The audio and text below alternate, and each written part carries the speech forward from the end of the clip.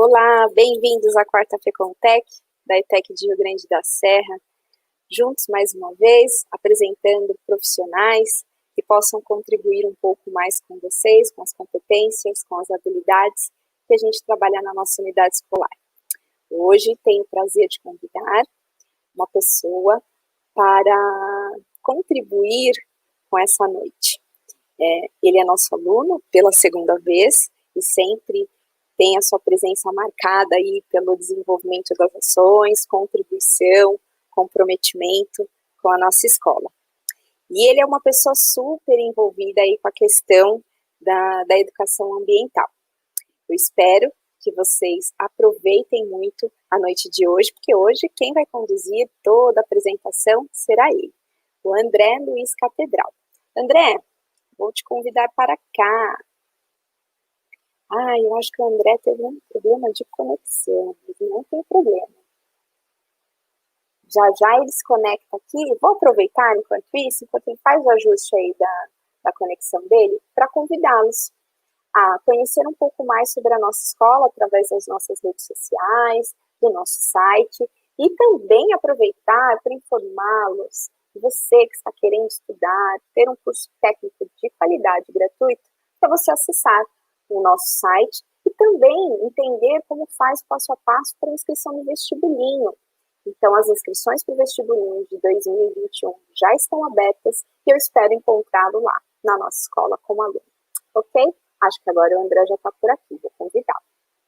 Oi, André. Oi, André. Oi, Liliana, tudo bem? Boa noite. Boa noite. Boa noite. Bom ter você aqui me ajudando hoje. Prazer é todo meu. Bom, hoje a melhor parte vai ser conduzida por você. Quero agradecê-lo mais uma vez por toda a ajuda, por todo o envolvimento. E espero que a noite seja maravilhosa e cheia de crescimento e conhecimento. Tudo bem? Tudo bem? Excelente, vamos lá. Grande honra para mim. Então, vamos lá. Até já, então. Até já. Boa noite, pessoal. Espero que vocês estejam se divertindo, aprendendo, gostando da nossa FECONTEC. Para mim, é um prazer inenarrável trazer esse cara aqui, esse mestre aqui. Nessa minha trajetória na educação ambiental, que não é curta, é um pouquinho longa, né? Eu conheci bastante gente importante, mas esse cara que está vindo aqui hoje, para vocês conhecerem, esse cara, quando eu tive a honra de conhecer ele pessoalmente, eu tietei, tirei fim, eu falei, meu Deus! Então, com vocês, com todo o respeito possível, o meu amigo, grande mestre Ronaldo Moraes. Olá, boa noite para todo mundo. André Catedral, dois nomes, para não ter discussão, né? A honra é completamente minha, né? Assim, a possibilidade de qualquer um de nós que trabalha com educação poder falar, poder fazer o nosso trabalho de fato, que é a divulgação científica, cultural, as questões de conservação, é sempre uma oportunidade que não tem preço. Isso é um fato, né? Eu agradeço o convite da FEITEC. Muito bem, gente, o Ronaldo está aqui para falar um pouquinho para a gente sobre um lugar fantástico que eu tive o prazer de conhecer também. Esse lugar fantástico, incrível, pertinho da gente, que muita gente nem conhece ainda, é o tal do Bioparque Macuco. Ronaldo, fala um pouquinho para a gente da história do Bioparque, qual que é a função dele, por gentileza. Claro. Bom, gente, o Bioparque tem um eco aí, né?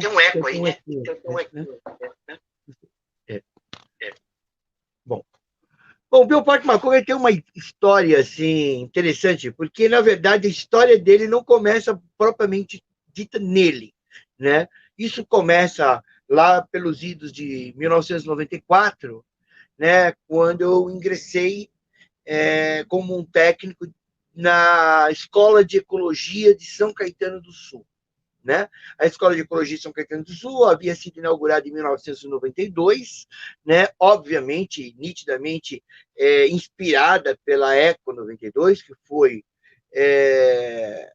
um acontecimento ímpar que deu assim como foram os anos 80 com relação à tecnologia, ao mundo pop, ao mundo da conservação, da luta pela igualdade, pela sustentabilidade no planeta, foi de fato a Eco 92 deu um pontapé inicial, né?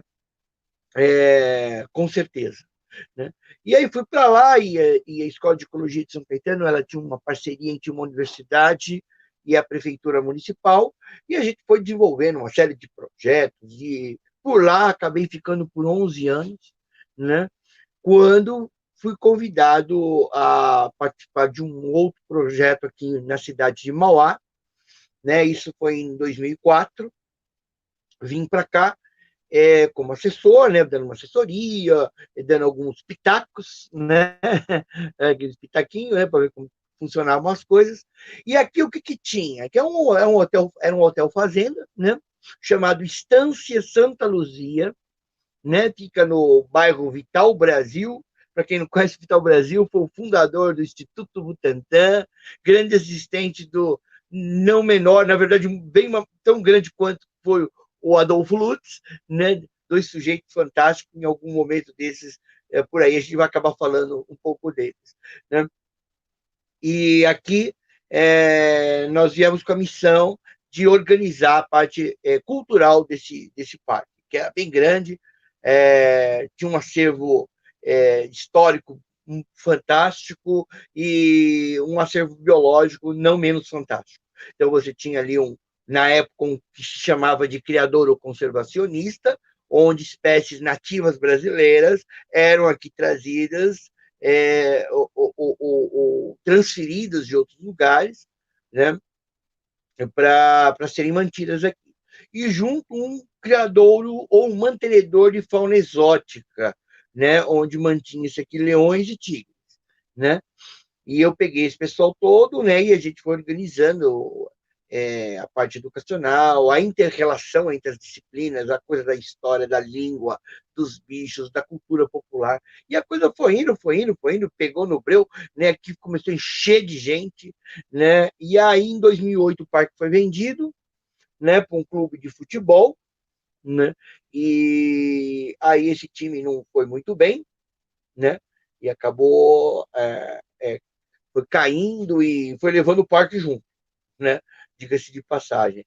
Até que, finalmente, em 2011 fecha o Estância Santa Luzia ao público, né? E a parte onde nós já administrávamos, que é toda a área cultural, ela tinha um nome, que era o Programa Cultural Vida na Terra, era uma homenagem a uma série televisiva da BBC de 1979, conduzida pelo grande Sir David Attenborough, né? Um cara fantástico, sou um fã alucinado dele, beijaria os pés dele e ainda raparia as unhas, cortaria as unhas do pé, né? Com certeza.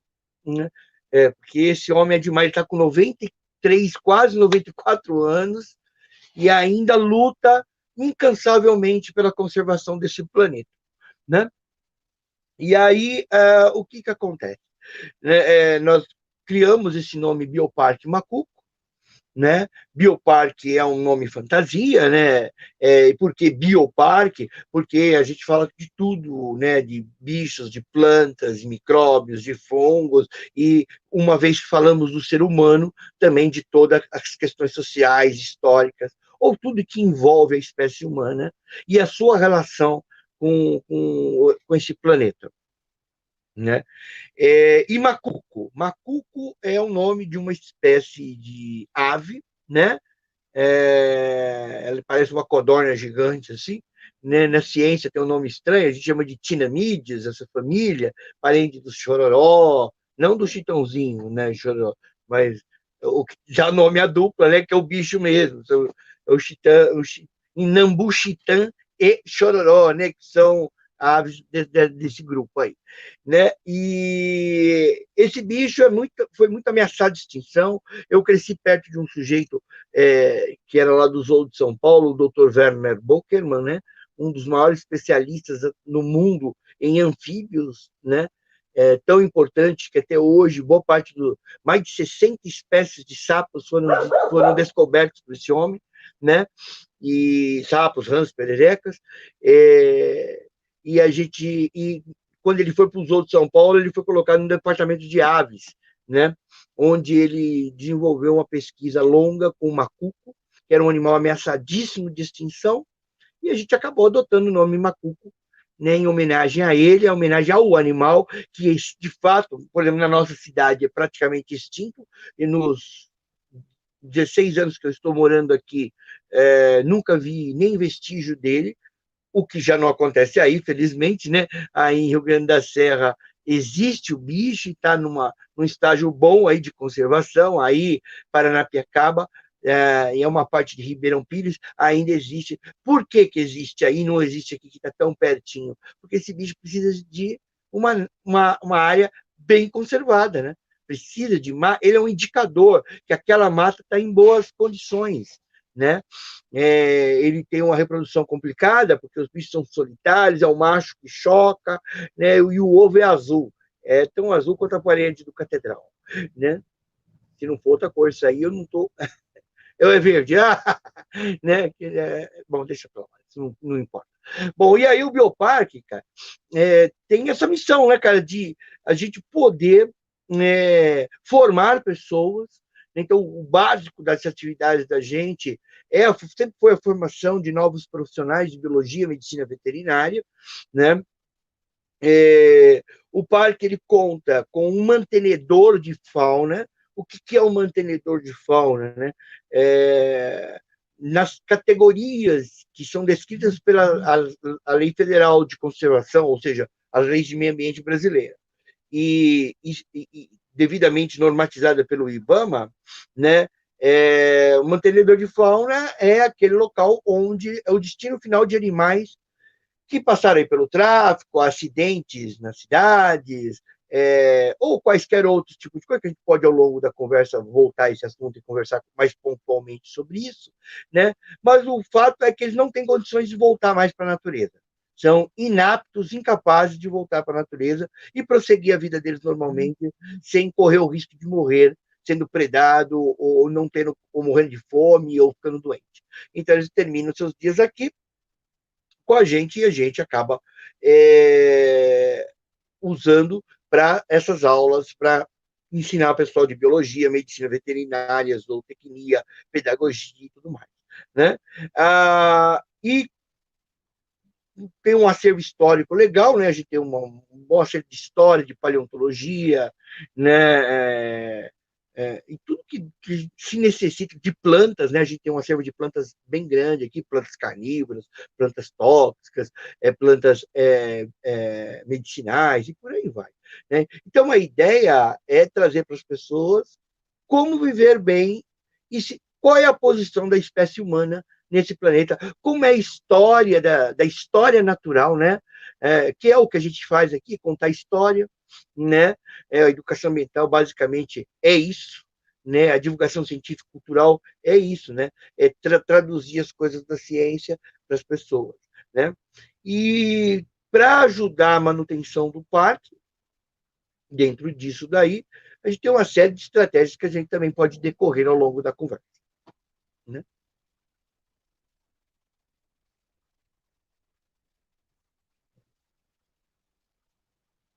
Catedral, está aí? Catedral. Eu acho que falhou um pouquinho a internet. Ele está meio paralisado, não? Eu acho que é tanta informação bacana que até ele ficou lá congelado, entendeu? Até ele conseguiu se congelar, embora ele já esteja, né, super aí acostumado a ouvir. Acho que ele voltou.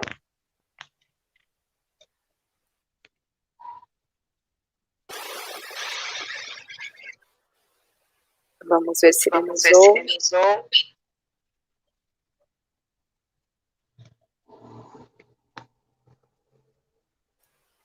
E aproveitando, deixa eu aproveitar e perguntar para você um pouquinho, Ronaldo.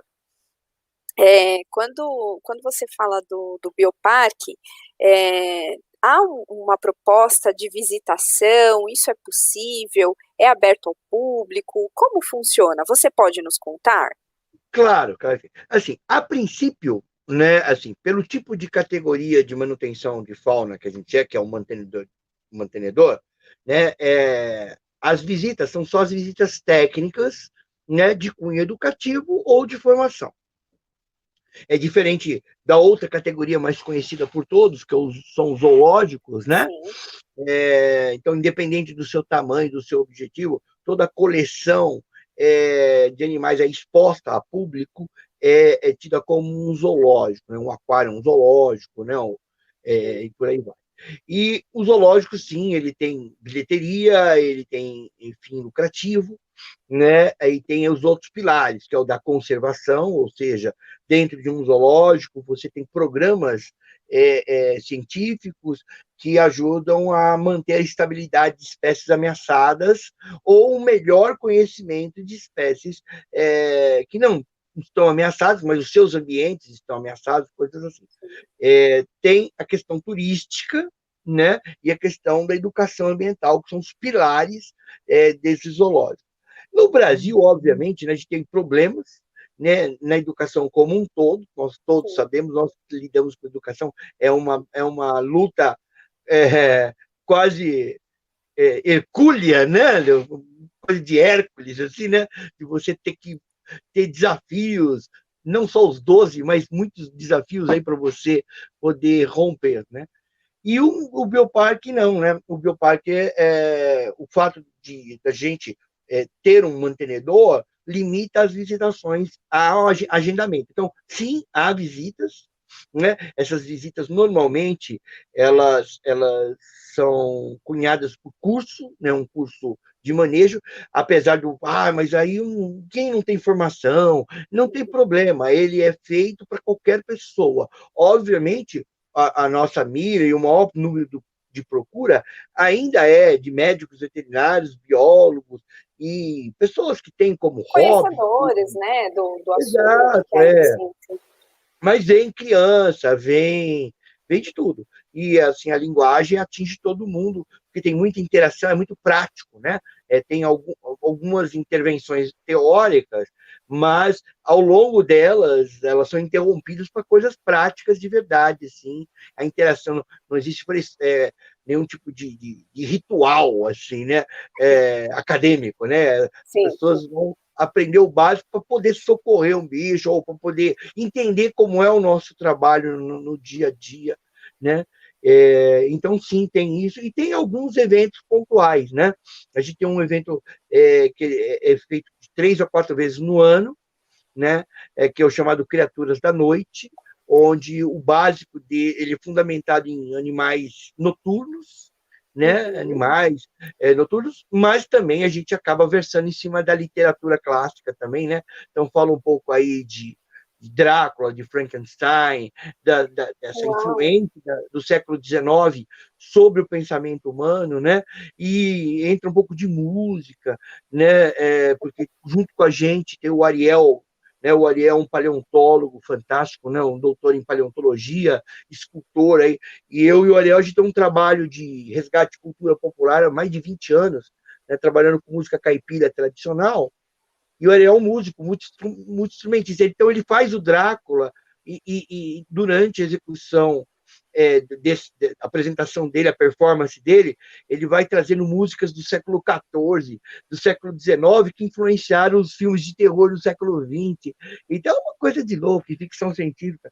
Então, você, em 4 horas de atividade, sai com um volume bem grande de informações sobre as criaturas da noite, que são muito mais do que só bichos que trabalham de noite, né? Vou aproveitar que o André já está aqui conosco, pode ser que ele já esteja ouvindo, que essa é uma pauta que ele gostaria de conduzir com você. André, você consegue falar conosco agora? Acho que travou.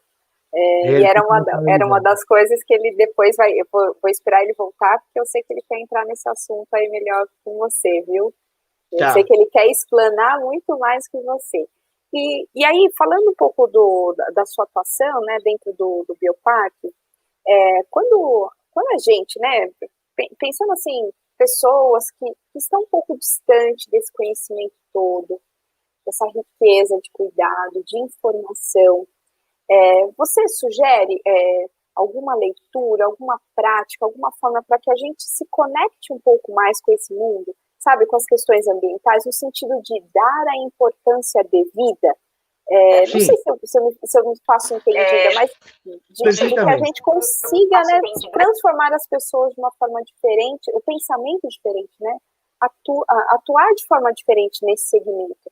Tem alguma recomendação, um início, alguma coisa para a gente mudar o nosso olhar? Tenho sim. Ó, desconsiderando toda a coisa da educação formal, né? Que, assim, eu sei que as escolas, as pessoas tentam, mas muitas vezes as próprias escolas, as próprias pessoas que estão ensinando, não tiveram uma vivência prática desse tipo de entendimento. Porque hoje você tem um volume de informações gigantesco e elas vêm fragmentadas. Eu acho gozado, né? Porque a gente que é mais antigo, né? Você vem da época que você tinha eu estou com 52 anos, né? Mas quando eu tinha 12, 13 anos, eu estava no interior e precisava falar com a minha mãe aqui, como estava o meu passeio e tal, eu tinha que andar 3 quilômetros, ir até uma estação telefônica numa cidadezinha desse tamanho, né? Pedir para fazer uma ligação, e essa ligação levou quase 1 hora para ser concluída, né? Até eu conseguir falar com ela. Hoje, eles até te acham antes de você pensar em ligar para alguém, né? De tão rápido que ficou. Então, os anos 80, eles foram muito importantes nisso, né? Eles foram conectando o mundo, acho que foi o início da globalização, de fato, como nós pensamos, né? Mas, mesmo a gente sendo mais antiguinho, assim, eu acho que existe uma facilidade maior da gente entender essas ferramentas novas. Talvez não operá-las, eu mesmo sou um fracasso para isso, mal sei operar meu celular, né? Mas eu sei exatamente a importância delas. E talvez aí venha a contribuição da gente, o inverso, né? Voltar as pessoas para o entendimento do dia a dia. Então, primeira coisa que, assim, eu vou dar uma dica de uma coisa para eles assistirem, né? Que está agora e vale a pena. Mas antes de qualquer coisa, olhar o seu próprio entorno. Nós somos tão desligados com o dia a dia. Às vezes a pessoa, né, como você disse, né, nós falávamos informalmente aí, né, com relação à sua filha, de levá-la para num zoo, para ver os bichos e tal, né? Você sabe, quando eu vou a um zoológico, mais do que ficar concentrado só nos bichos que são da exposição permanente do zoológico, mas em todo o entorno existem espécies vivas que vivem ali no dia a dia, são vidas de vida livre e que estão na nossa cara, e você está olhando um bicho aqui, tem outro do seu lado e você não está vendo. E o mesmo acontece na nossa casa. É aquele sabiá que canta pela manhã, né? A pessoa, o brasileiro em si, ele não tem essa coisa da observação da história natural, como a gente vê muito em europeus, principalmente, né? Um europeu, por exemplo, está tomando o breakfast dele lá, né? E ele lá fora vê um estorninho, que é um passarinho comum deles lá. Ele sabe que aquele estorninho vai visitá-lo todo dia, 2, 3, 4 vezes por dia. Tem até nome o passarinho. Aqui no Brasil, vê o sabiá canta na sua casa e vai embora. No outro dia, canta o sabiá e fala, outro sabiá enchendo o saco, né? Ou outro sabiá cantando lindamente, né? Depende da pessoa, né? Não tem nenhum problema de acordar 4h30 da manhã com o passarinho cantando na sua cabeça, né?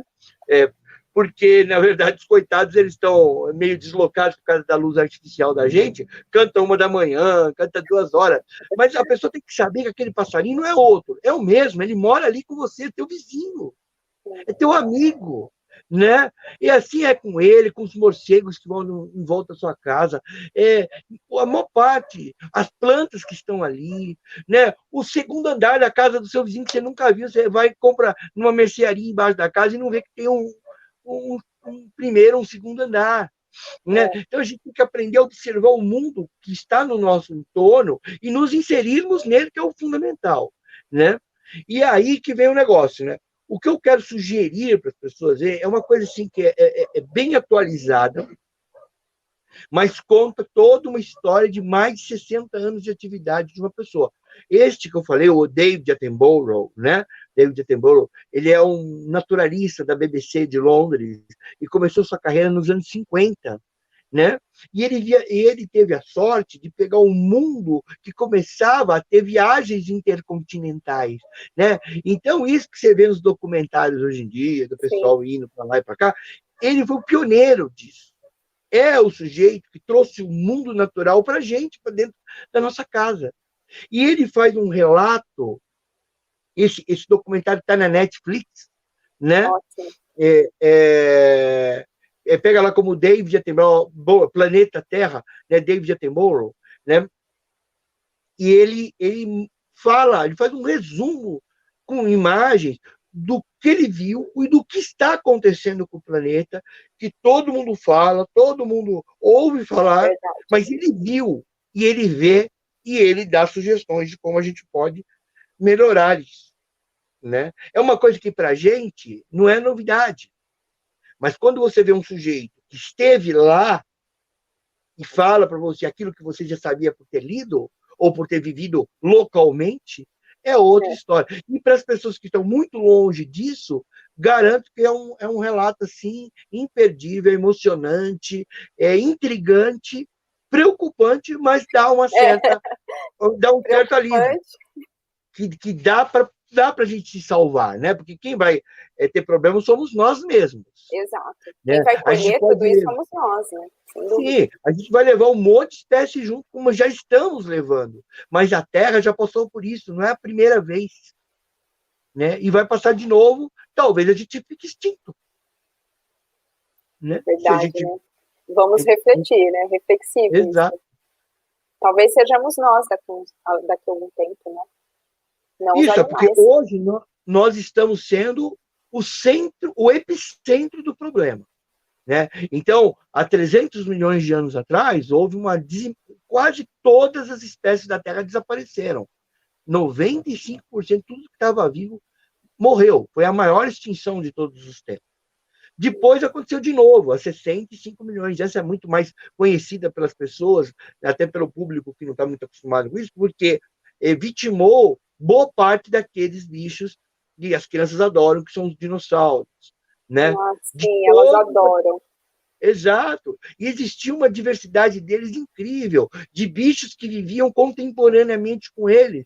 E de todo mundo, desse grupo de dinossauros, ficou só os passarinhos, só as aves. Um grupo só sobreviveu. E a gente só descobriu isso há pouco tempo. E até então pensava que todo mundo tinha desaparecido. Né? Mas isso fez com que os mamíferos ocupassem o nicho deixado pelos répteis, e a gente foi chegando até onde apareceu a espécie humana, né? Só que a gente também viveu super bem nesse planeta desde que a gente surgiu, há 300 mil anos atrás. Só que há 45 mil anos nós nos tornamos extremamente inteligentes. Muitos cientistas atribuem isso ao poder da comunicação, da fala, isso que a gente faz aqui agora, né? E isso, o que é isso? É transmissão de conhecimento. Nós somos a única espécie desse planeta, em 4,5 bilhões de anos, que aprendeu a fazer isso, de transmitir conhecimento um para o outro e acumular esse conhecimento. Né? Eu lembro quando Exato. Eu lembro quando você estava falando da Fecontech, né? Que era um pequeno passo, né? Nós demos um pequeno passo há 1.500.000 anos atrás, saindo da África. Nós demos um pequeno passo que mudou a história da ciência, que foi quando o homem pisou a Lua. Inclusive, dito até literalmente pelo Neil Armstrong, né? Um pequeno passo para um homem, um grande passo para a humanidade. E eu concordo com ele, acho que nunca demos um passo maior até hoje. Até hoje, não, eu também acho que é um histórico, né? Total. Algo fantástico, né? Sem dúvida. Só que aí, ao longo desses anos todos, principalmente nos últimos 100, 150 anos, a gente passou a achar que o planeta é nosso. Só. e tirar dele tudo que a gente precisa para suprir as nossas necessidades, né? Só que as nossas necessidades elas foram aumentando, né? Quando veio o pós-guerra, né? Quando termina a Segunda Guerra Mundial, o ser humano estava sedento por consumir, por voltar à vida, né? Por conhecer aqueles países que até pouco tempo eram seus inimigos ou aliados e conhecê-los como povo, como local turístico, e isso foi mudando a nossa história, né? Foi criando no ser humano uma necessidade de uma qualidade de vida cada vez maior e que ela fosse mutável, ela mudava muito rápido. É a moda, é o carro, é isso, é aquilo.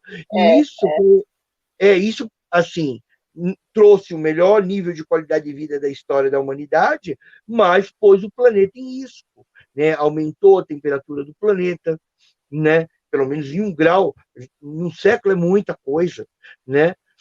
Isso é o suficiente para derreter as calotas polares, né? E uma vez que os oceanos fiquem doentes, todo o resto do planeta fica doente junto, né? Assim, o nível de conexão entre as espécies e entre os ambientes naturais é tamanho que quando parte dele entra em colapso, né, tudo entra em colapso. Né? Então é isso que a gente tem em mente, né? É como nós vamos reaprender a ser um bicho dentro desse planeta, né? Esse, sem perder qualidade, porque ninguém vai querer abrir mão disso, né? A gente vê numa situação extrema como o mundo vive hoje, onde uma pandemia, onde um vírus, algo que é quase que invisível, está destruindo a humanidade, nos prendeu, né?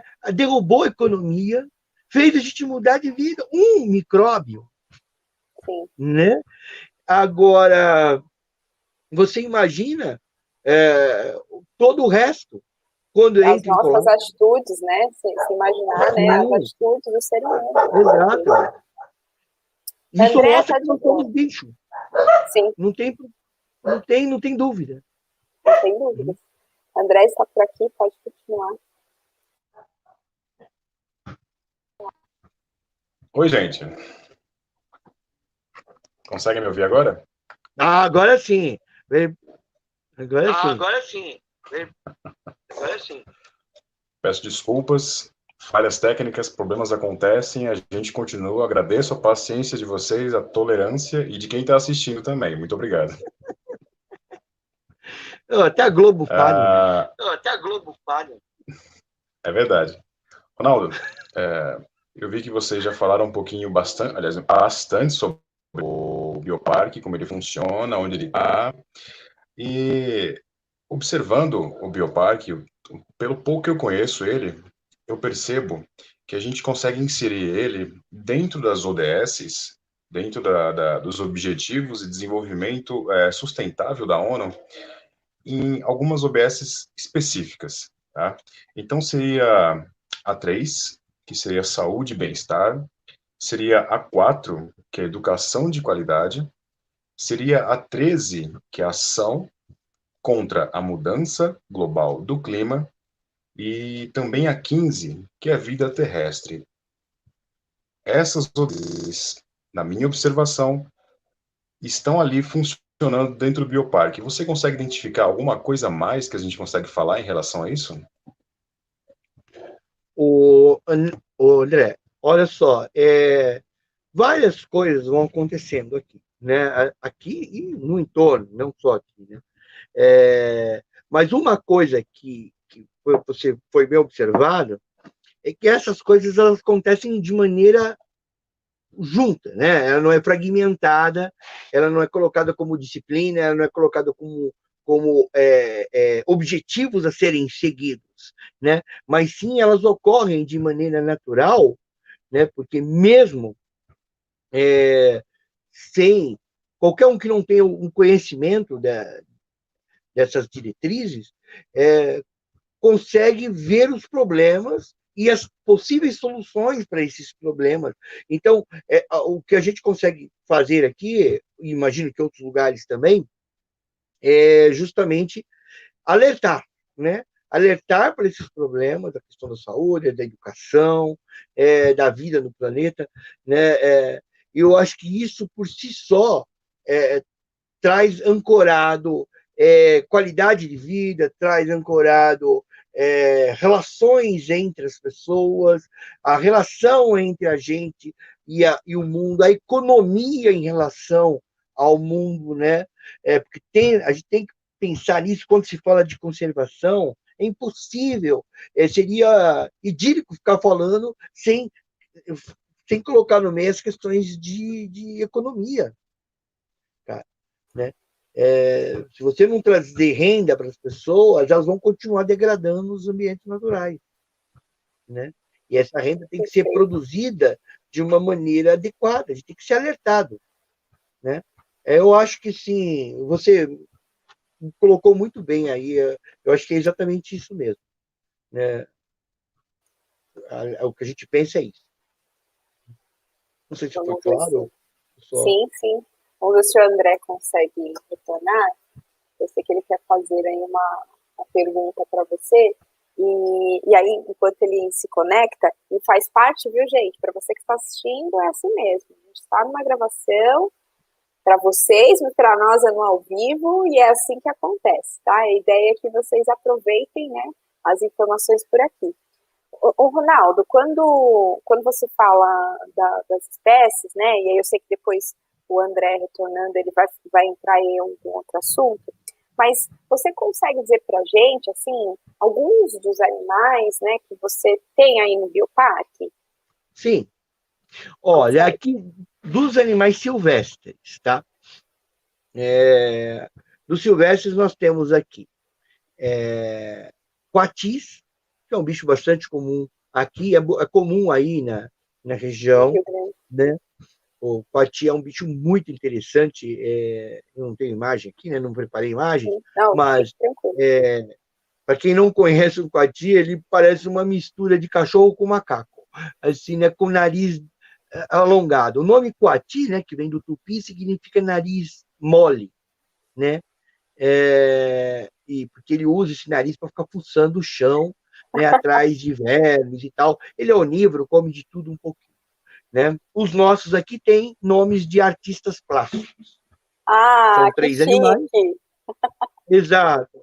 Porque aí, quando a gente está apresentando os bichos, a gente acaba também puxando um link de cultura popular. Então, 2 deles, a gente deu o nome de artista plástico modernista, né? O Portinari e a Tarsila do Amaral, super pop os 2, né? Uau! E o outro não é tão pop, porque é um clássico, né? Que é o Almeida Júnior, né? O Almeida Júnior foi um retratista do século XIX que pintou a vida cotidiana do caipira brasileiro, né? Em especial o caipira paulista, aqui de Itu, né?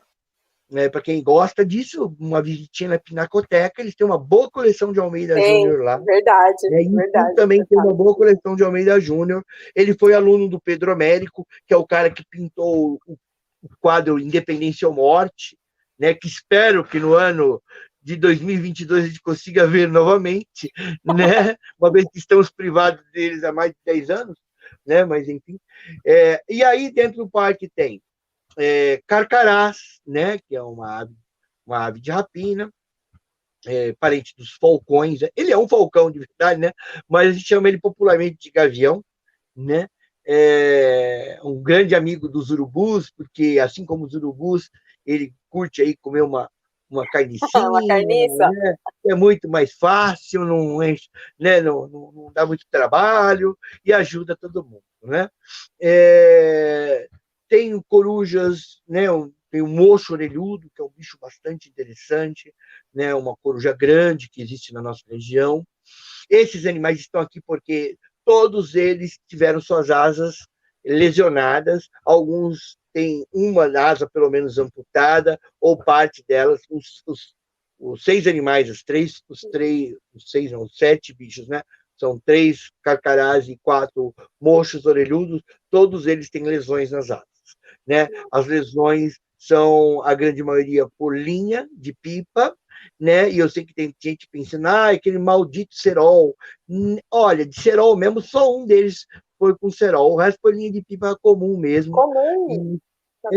Qual que é o acidente? A pessoa está lá empinando pipa, aí alguém vai corta o pipa do cara ou rompe a linha e essa linha cai e fica presa numa árvore ou numa beira de casa, num fio um fio elétrico. O bicho vem voando, se enrola, e quanto mais ele tenta se livrar, mais ele se enrola, isso vira um torniquete e acaba gangrenando, ou até amputando mesmo, ou lesionando o músculo, vai cortando o músculo até o osso, e quando o osso de uma ave ele é exposto, a possibilidade de recuperação é bem pequena, em especial para lugares que não têm muitos recursos, né? Porque uma cirurgia de reparação total de um osso desse é bem cara, né? É muito especializada, porque o osso das aves ele é oco, né? A maior parte das aves tem o osso oco, né? Ele é pneumático, que a gente chama, e assim a propagação de bactérias é muito rápida, né? Então, se você não amputa,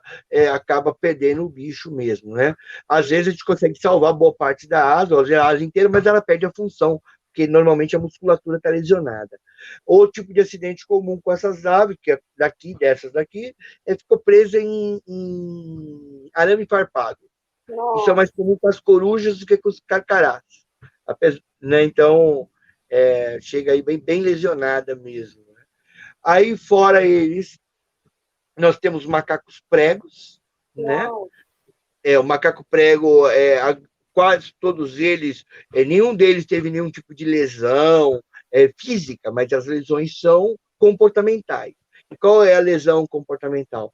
Quando eles, os papagaios, as araras que nós temos aqui, né, algumas têm problema de lesão de asa, de olho, né, não enxerga, uma ou outra, mas todas elas têm o mesmo problema, que elas e os macacos, que é ter sido criado por pessoas, né? E aí, aquela fase que alguns animais, alguns não, boa parte desses animais, mamíferos e aves, eles aprendem com os pais a história natural do local. Então, eles aprendem que fruta deve comer, que fruta não deve comer. Alguns bichos, o aprendizado é longo. Quando você pega em macacos, né?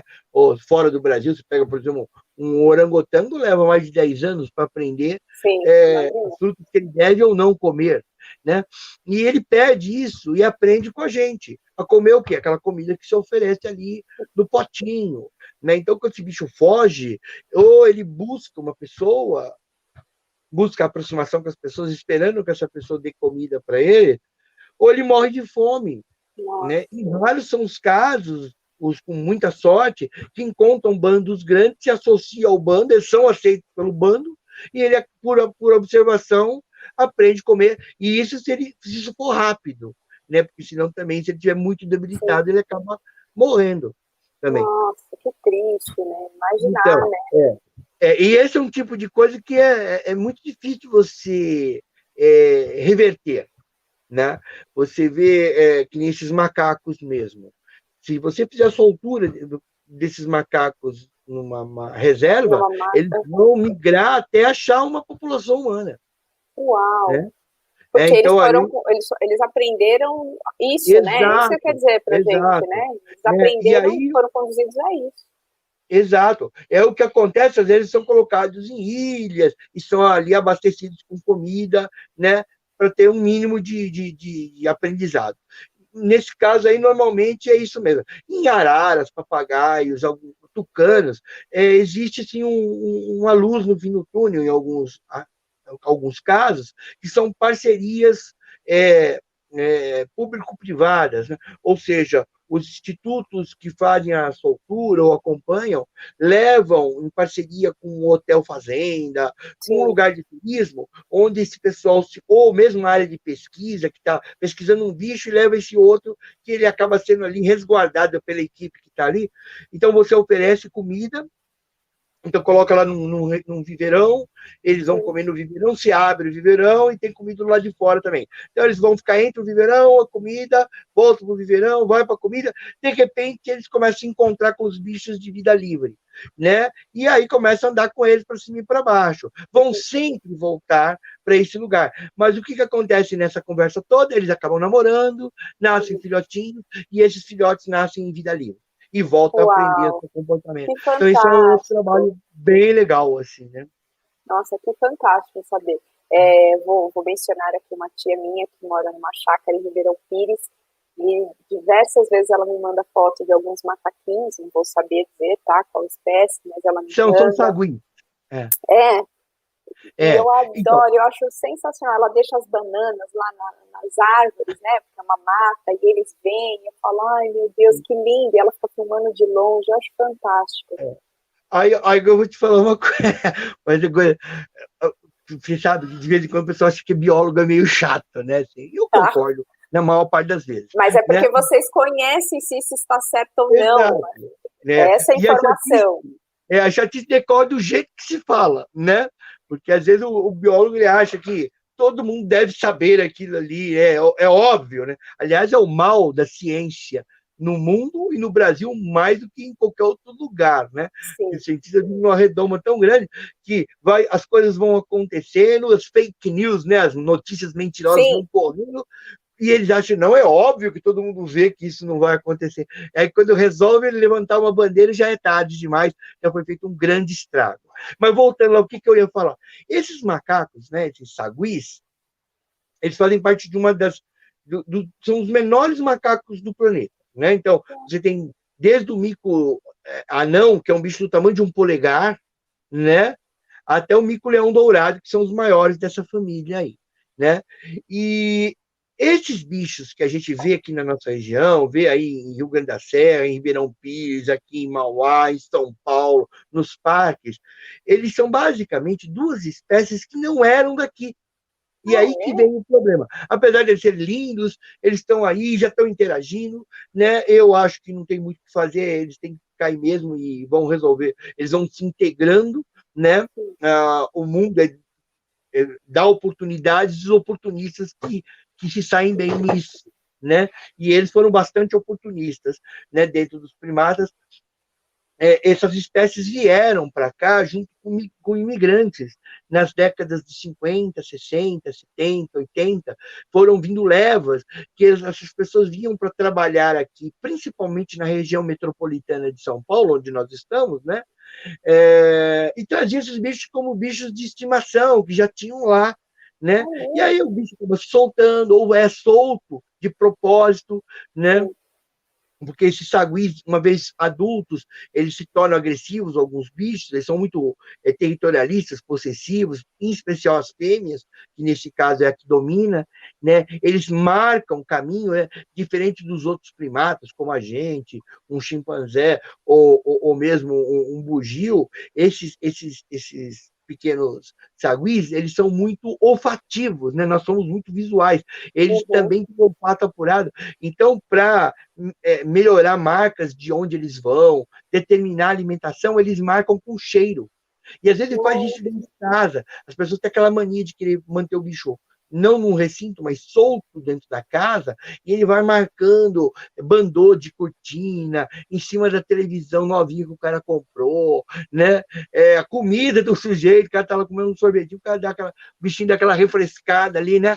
E aí o sujeito fica nervoso e se livra do bicho. E aí esses animais se deram bem, eles acabaram entrando se encontrando, machos, fêmeas, criando grupos. Existe um grande problema que, para a gente, como biólogo, é algo que dá uma dor de cabeça danada, porque vai contra algumas definições que a gente tem sobre espécie, né? Porque cruzam duas espécies diferentes desses macacos, que são saguis de tufo branco, onde, assim, atrás da orelha, eles têm um enfeitinho, né? Na ciência chama de pavilhão, né? Tem esse enfeitinho branco. E tem que é um bicho mais do Maranhão, mais do norte do Brasil, norte e nordeste. sim. E o outro mais do nordeste e sudeste, que são os saguis de tufo preto. Né? Eles cruzam entre essas duas espécies. Os filhotes que nascem, teoricamente, eram para nascerem inférteis, que é o comum entre as espécies. Você cruza uma égua com um burro, ou com um jumento, né? E nasce lá uma mula, né? E que é infértil. Mas, nesse caso, eles são férteis também. Então, a gente criou uma terceira espécie. E qual é o problema? Eles são onívoros, né? Eles comem qualquer coisa. Então, na dieta de um sagui, na média, vai muito inseto, vai em torno de 58%, 60% de insetos por dia, acrescido aí de goma de árvore, então ele vai em algumas espécies de árvore, morde a árvore, né? A árvore exuda ali uma resina que ele come, né? E também come frutas, né? E ele acaba competindo com, então ele preda ninhos de passarinhos, ele come rãs, sapos, come rãs pererecas, né? Eles comem lagartixas, comem muitas aranhas, adoram aranhas, comem uma quantidade enorme de aranhas, e aí acabam criando um desequilíbrio. E não exatamente aqui onde nós estamos, mas se você pegar na faixa aí a partir da Serra da Cantareira, existe uma espécie nativa de sagui daqui, que é o saguizinho negro da serra, ou sagui caveirinha, que é um bicho que fica ameaçadíssimo de extinção. E com esses primos chegando aí, né? Aquele primo que chega na casa do cara que acabou de ser mandado embora e todo mundo quer morar na casa do cara, assistir a televisão dele, comer as coisas dele. É isso que esses saguis fazem com esse coitadinho, né? Que a gente mal conhece e tem uma grande dificuldade em conservação. Né? Aqui na nossa região, o Zoo de Guarulhos faz um trabalho importante de conservação dessa espécie. Que ótimo. O André deve estar se conectando, e aí, para a gente encerrar, eu quero fazer uma pergunta, né? Vou aproveitar que ele não está, né? Queria deixar para ele. Mas ele gostaria muito que você contasse para a gente, rapidamente, aí, até pelo nosso tempo, sobre o projeto que você tem, que é super elogiado, de levar a educação ambiental às escolas, né, mas usando as músicas, que é o que você começou a falar um pouquinho lá no início da nossa conversa, com o Ariel, eu acho que eu falei certo o nome, né? Isso, você pode contar para a gente ensinar esse bate-papo? Posso. Na verdade, isso começou quando a gente veio aqui para o clube. Né? Porque o que você tinha de público aqui? Você tinha, sim, as pessoas de escola, nós viemos aqui, inclusive, para ampliar esse público de escola. Você tinha o cara que era sócio do clube, vinha aí para ficar na piscina, ir para o restaurante, encher a cara, aquela coisa toda, né? Brincar com a família, parará. E aí, a gente tinha as excursões diárias. Essas excursões iam, então, crianças e vinham os grupos de terceira idade, né? Os idosos. E assim, como eu tenho essa coisa com música caipira há muito tempo, né, assim, nasci ouvindo música caipira, né, passei pelo rock, claro, como todo mundo, sim, gosto como todo bastante mundo. até hoje. Eu não sou preconceituoso com nada e muito menos com música, né, ouço clássico, ouço qualquer coisa, né, mas a música caipira é uma coisa que eu amo de paixão, assim, porque ela traduz tudo que eu sou como biólogo, ou como aquele que ama história, né? Como um historiador amador, né? Ela reflete coisas, né? Vai contando histórias, né? E sempre foram músicos muito competentes ao longo dessa história. E aí eu falei, bom, vou pegar esse pessoal da terceira idade, aí vou pegar eles por onde eu sei que eles gostam, da música, né? E aí eu falei, como que eu vou conectar um bicho com isso daí, né? Eu vou pegar um bicho que eu sei que a maior parte deles não gosta, né? Então, assim, a maior parte das pessoas tem um maior medo de cobra. Mas a cobra ela é instigante. Por mais medo que você ter, a maior parte das pessoas que tem medo fala assim, eu não quero nem ver o bicho, né? Mas tá olhando. Ai, meu Deus, você me fala como é. Né? Então, a cobra por si só, ela já tem um atrativo, né? Eu até brinco, né? Se você tiver uma cobra, um tubarão e um dinossauro, você consegue interromper uma partida de futebol do Corinthians versus Palmeiras, ou um Fla-Flu, ou Internacional e Grêmio, e conseguir ter a atenção das pessoas por 10 minutos antes de tentarem te matar, né? Mas em 10 minutos você consegue tirar a atenção deles, com certeza, com esses bichos. E aí, o que eu falei? Vou pegar um sapo, né? A gente tinha um sapo que tinha sido depositado aqui, né? Eu já tinha trabalhado muito com sapo antes, até por conta de ter crescido junto com o Werner Bockerman. Eu sempre tive o hábito de ter nos parques sapos, rãs, pererecas, que não são muito comuns em parques, em zoológicos, né? Ficaram de uns tempos para cá. E eu tinha a Suzy, que é uma sapinha, que estava comigo lá um tempão, né? Estava comigo uns 10, 12 anos, quando veio para cá. E eu falei, vou enfiar a Suzy nessa história. E aí, onde que você vai misturar isso com história do Brasil, com música, com tudo? Porque tem tudo a ver, né? Você pega o sapo cururu, o nome cururu. De onde vem? Sapo cururu na beira do rio, né? Essa cançãozinha já diz tudo do comportamento desse bicho. Que o sapo cururu, ao contrário das primas rãs e das perecas, sim, ele tem um comportamento não de ficar o tempo inteiro dentro da água, mas boa parte do tempo dele é fora da água. Ele gosta mesmo de ficar na beira do rio, né? O nome cururu é um nome indígena, né? Só que tem uma coisa importante nisso. Não é um nome indígena que existia aqui antes da descoberta do Brasil. Né? Por quê? Na verdade, eles conheceram uma nova palavra, aliás, conheceram uma cultura completamente diferente. Quando os portugueses chegaram ao Brasil, em 1500, e aos poucos, nos primeiros anos, com pouca movimentação, vieram para cá padres dominicanos, que acompanhavam as excursões. Né? Esses dominicanos eram aqueles que faziam as inquisições e tal. Sim. Então, eram os caras assim, bem espalhafatosos, né? Roupa branca, com manto vermelho, em 1500, isso é um absurdo, né? Absurdo, né? Chama atenção. Tinha aqueles cedros com ouro e parará. E aí trouxeram para cá o cristianismo, né? Cujo símbolo é a cruz, né? E os índios ficavam assim alucinados com aquilo ali, né? Entender aquilo ali, né?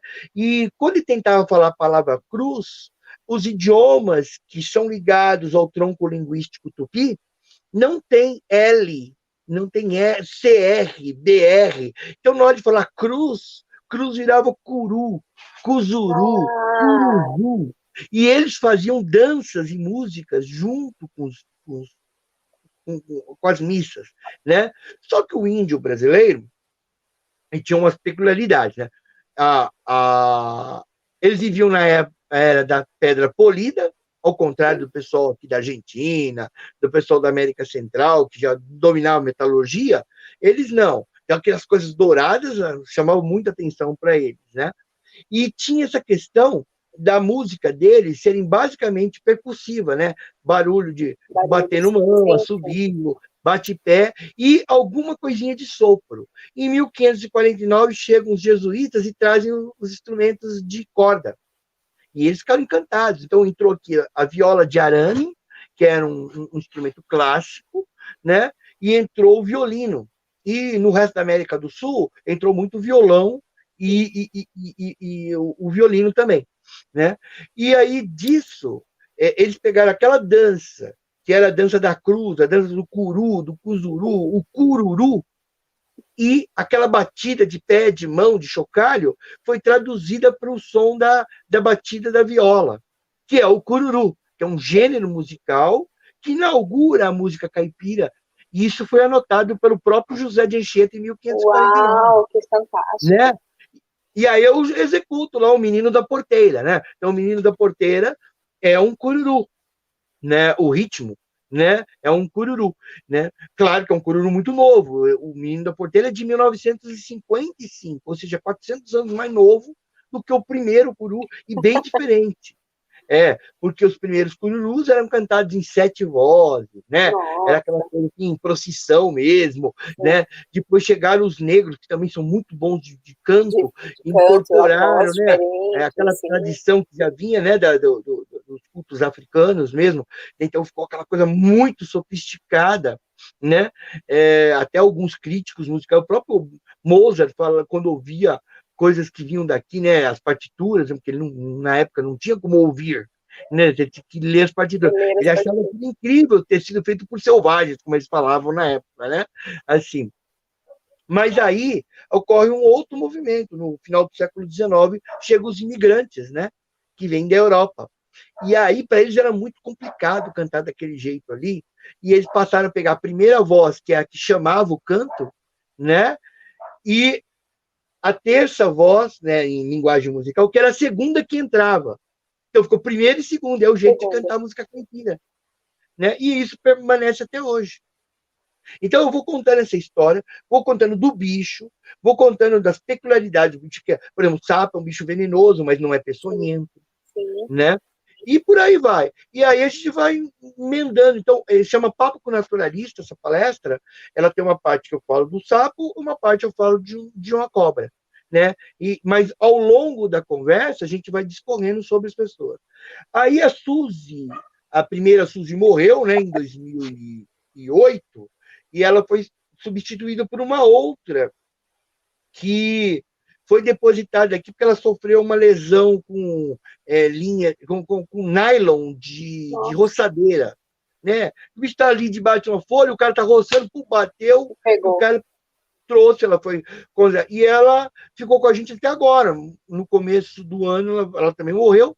Né? Então, as duas juntas viveram aí perto de 26, 27 anos, que é a idade média de um sapo. A outra tinha herdado o nome Suzy, e agora a gente tem uma outra. Né? A gente abandonou o nome Suzy e a gente tem o nome de Berta. Né? E a Berta também tem um porquê. A Berta é a Berta Lutz, filha do Adolfo Lutz, que foi uma grande pesquisadora, que estudou sapos cururus, diga-se de passagem, e o mais legal, ela foi uma pessoa, ela é esquecida pela história brasileira, diga-se de passagem, mas ela foi a primeira mulher a lutar pelo voto feminino e conseguiu. Ela conseguiu ser eleita como deputada federal.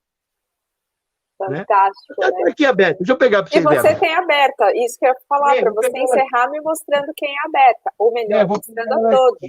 Vem cá, aberta. Bom com vocês na quarta FECONTEC, aberta. Oi, Berta. Essa é a Berta. Fantástico. É um sapo cururu amarelo, que a gente chama, o machinho ele é amarelinho, né? Opa, tá aqui. Né? E a fêmea tem essas manchinhas aqui. As manchinhas? Espécie, né? Então a gente sabe a diferença. Né? Muito bacana. Sensacional. Bom, o papo está ótimo. Quero agradecer ao Ronaldo, ao André, infelizmente não conseguiu se conectar novamente conosco, mas agradecê-lo por fazer, né, a ponte entre você, para que a gente pudesse conhecer um pouco mais sobre o Bioparque, sobre as questões ambientais. Tenho certeza que em breve nós vamos combinar alguma visita e aproximar legal. Um pouco mais esses mundos. Vai ser uma honra também recebê-lo lá na nossa escola, se possível com aberta, tá bom? Mas vai ser ótimo. Muitíssimo obrigada, Ronaldo. Foi um prazer conhecer sobre você, sobre a Berta. Muito obrigado. Eu quero agradecer o convite. Eu espero que tenha ficado alguma mensagem, alguma coisa aí para as pessoas, de bom, né? Para as pessoas refletirem e imaginarem como viver melhor aqui nesse planeta. Né? Quero agradecer o André Catedral, infelizmente aí, né, deu esses problemas aí, ele ficou meio paralisado, não sei o que é. Até ele ficou emocionado com tanta informação. Mas ótimo. O trabalho dele é muito importante. Nós tivemos a oportunidade de trabalharmos juntos em alguns passeios aí, né, que eventualmente a gente tem que buscar recursos fora, né, vai para um zoológico, vai para um jardim botânico, e nós tivemos a oportunidade. Ele é excelente, né, dessas gerações mais novas, ele é, de fato, uma pessoa muito centrada, né, trabalhou com alguns amigos da gente também, o Tairacan, o Tai, que é muito legal, o Diego Bittner, pessoas que são lutadoras aí nesse sentido, né, de tentar trazer um pouquinho de conforto, diversão, né, e uma direção na vida. Né? Muito bom. É um prazer. Bom, dessa forma a gente se despede. O Ronaldo fica só mais um pouquinho. Muito obrigada a todos. Até a próxima, gente.